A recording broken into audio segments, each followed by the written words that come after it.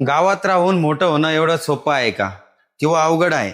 हा जर तुम्हाला प्रश्न पडला असेल ना, तर हा आजचा व्हिडिओ तुमच्यासाठी आणि गावात राहणाऱ्या त्या प्रत्येक मुलासाठी, का जो विचार करतो की मी गावात राहिल्याने मोठा होऊ शकतोय की नाही होऊ शकत.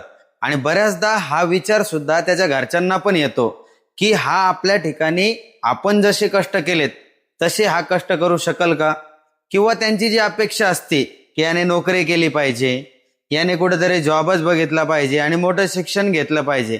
कारण त्यांना असं वाटतं की मी जे शेतीमध्ये केलं तो हा मुलगा करू शकतोय का नाही करू शकत. आणि बऱ्याचदा याच ठिकाणी कुठंतरी ही जी मानसिकता असते ती आपल्याला शहराकडे धावून नेते. आता बघा, शहरामध्ये संध्या भरपूर असतात, नोकरीच्या संध्या असतात, बिझनेसच्या संध्या असतात, पण असा याचा अर्थ होत नाही की आपण गावाकडे काहीच करू शकत नाही. गावाकडेही आपण खूप काही करू शकतोय. आणि ज्या वेळेस आपण ठरवतो की आपल्याला काहीतरी करायचंय, तर त्यावेळेस आपल्या डोक्यात पण वेगवेगळे विचार यायला चालू होतात. परंतु गावातल्या विचारांचं कसं असतं, म्हणजे आपण जर काही नवीन स्टार्टअप चालू करायला गेलो किंवा आपल्याला एखादी गोष्ट जर चालू करायची आहे, तर आपल्या आजूबाजूचे लोक असतील, गावातील लोक असतील, तर ते लोक आपल्याला काय करतात, थोडंसं पाठीमागं खेचण्याचा प्रयत्न करतात. म्हणजे तुझ्याच्याने हे होणार नाही, तू हे करू शकणार नाही, तू करू शकत नाही, असं बरचसं बोलणारे तुम्हाला रस्त्यावरती भेटत चालतील. म्हणून तुम्हाला थांबायचं नाहीये. पण ते लोक खोटं बोलताय असं नाही, ते पण काहीतरी त्यांच्या अनुभवातून तुम्हाला सांगताय. ही पण तितकीच महत्वाची गोष्ट आहे, ती आपण समजून घेतली पाहिजे. आणि आपण त्यांचा द्वेष न करता त्यांचे विचार, त्यांचं म्हणणं काय ते पण आपण नेमकं समजून घेतलं पाहिजे. गावामध्ये आपल्याला जर काही करायचं असलं तर ज्या रोजगार हमीच्या संधी असतात त्या आपण लोकांसाठी निर्माण करू शकतोय. स्वतःची शेती असो, दुग्ध व्यवसाय असो, आपण ज्यावेळेस कुक्कुटपालन करतो म्हणजे पोल्ट्री फार्म, हे सुद्धा तुम्हाला माहिती, यामध्ये सुद्धा भरपूर ऑप्शन्स असतात. पण या ठिकाणी आपल्याला अडचण कुठे येते, नेमकं पैशाची अडचण. आणि मग त्यावेळेस आपण काय म्हणतो, आपल्याकडे पैसा नाही, आणि मग त्यावेळेस आपल्याला दिसतात शहराकडचे रस्ते. आपण काय करतो, शहराकडे वळतो, शहराकडे जातो, शहरात राहतो.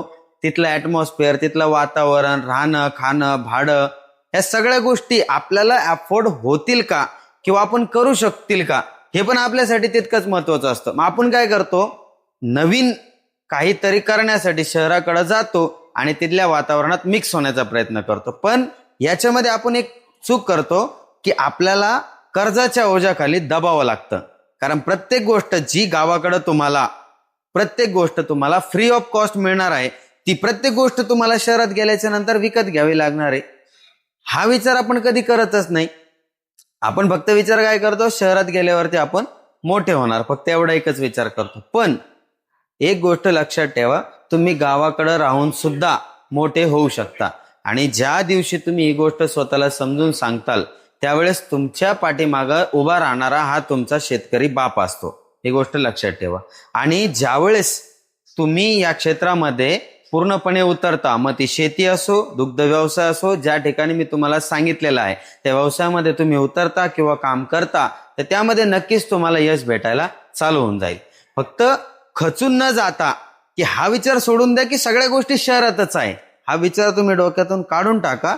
कारण प्रत्येक गोष्ट शहरामध्ये नसते. गावापासून शहर तयार झालेलं आहे, शहरापासून गाव तयार झालेलं नाही. त्यामुळं स्वतःला गावामध्ये राहून छोटेपणा किंवा कमीपणा वाटतोय असं ज्यांना वाटतंय ना, त्यांनी हे आजच बंद करा. गावामध्ये सुद्धा खूप मोठी ताकद असते. व्हिडिओ आवडला असेल तर लाईक करून घ्या. आणि आता याच्यानंतर गावामध्ये आहे म्हणून लाजायला कधी, म्हणजे सांगायला कधी लाजू नका. भेटूया आपण पुढच्या व्हिडिओमध्ये.